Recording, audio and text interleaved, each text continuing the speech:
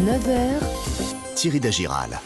7h14 tous les matins, à cette heure-ci, on va feuilleter ensemble vos quotidiens du jour. La chaleur et la canicule annoncées en une de Ouest France. Une large photo où l'on voit une famille se rafraîchir au miroir d'eau à Nantes. À quoi faut-il s'attendre cette semaine? 35 degrés prévus aujourd'hui dans le sud-ouest et la canicule pour le 14 juillet. Le Parisien aujourd'hui en France a choisi de placer le pouvoir d'achat en une avec cette file d'attente, un péage autoroutier.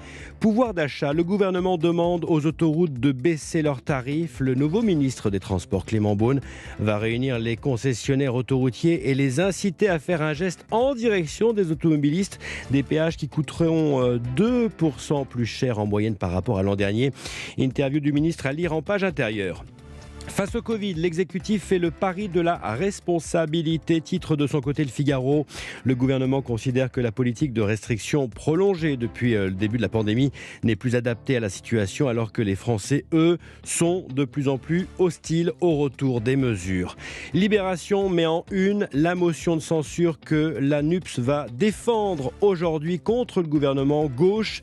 La défiance et après, titre le quotidien. Juste de la com, explique Libération, une façon de se poser en première force d'opposition tout en tentant de consolider une union toujours précaire. Enfin, la joie de Novak Djokovic, la revanche de Djoko, titre l'équipe. Il a remporté hier son 7e tournoi de Wimbledon, 21e titre en Grand Chelem. Il est tout sourire en une après son exclusion, on s'en souvient, du tournoi d'Australie en janvier et sa défaite en juin à Roland-Garros.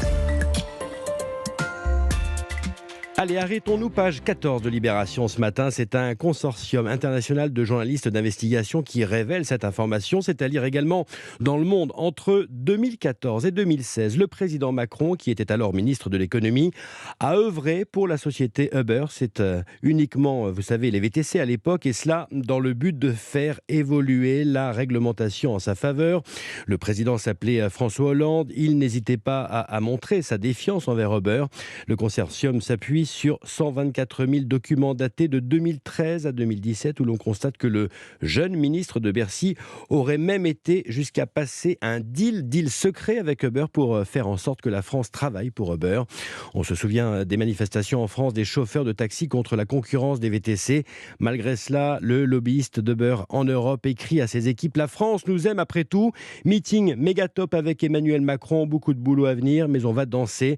Uber qui n'hésite pas non plus à solliciter Emmanuel Macron en juillet 2015 quand les services fiscaux menaient une perquisition au siège français de la firme. Pour terminer, comment allez-vous? Une étude via Voice tente d'y répondre. Elle est publiée dans La Croix ce matin. Vous êtes 76% à vous dire heureux de vivre en France. 82% se disent chanceux. Le modèle social à la française arrive en tête. Des choses importantes dans le fait d'être français. Avant le mode de vie, la langue et l'histoire. Mais vous êtes inquiet face à l'avenir pour 47%. La France paraît ainsi moins fracturée que prévu. Même si 61% des Français se disent inquiets face à la capacité du pays à rester soudé. Et malgré une séquence électorale marquée par la montée des radicalités, les Français restent attachés au débat politique. 54% des personnes interrogées pensent que cette campagne présidentielle n'a rien changé. 34% pensent qu'elle a même renforcé les tensions. C'est donc à lire ce matin en pages 2 et 3 du quotidien La Croix. Ici, Alger. retentissement mondial.